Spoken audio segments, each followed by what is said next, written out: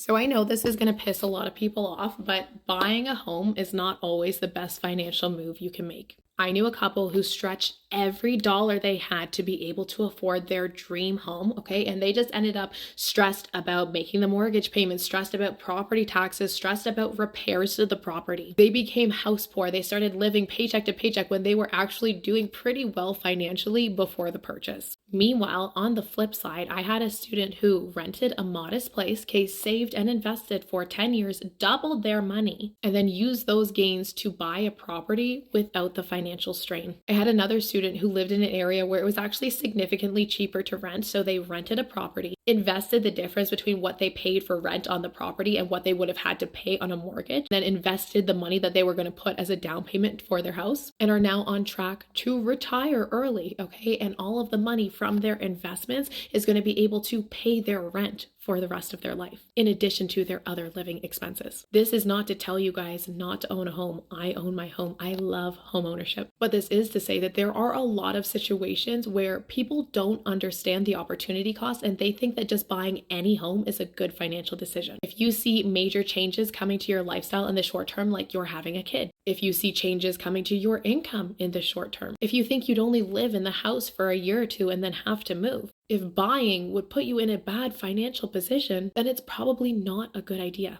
And when the banks go to qualify you for a mortgage, they are not looking at your lifestyle. They are simply looking at your total debt service ratio, which means how much debt do you have in comparison to how much income you have. They don't know if you have multiple children or are planning to have multiple children in daycare because that shit's expensive. They don't know if you like to travel multiple times a year. And honestly, I can say that when I was selling real estate, the majority of the time, the max pre-approval that my clients got was more than would have been comfortable for them. So just because the bank says you can spend that much doesn't necessarily mean you should.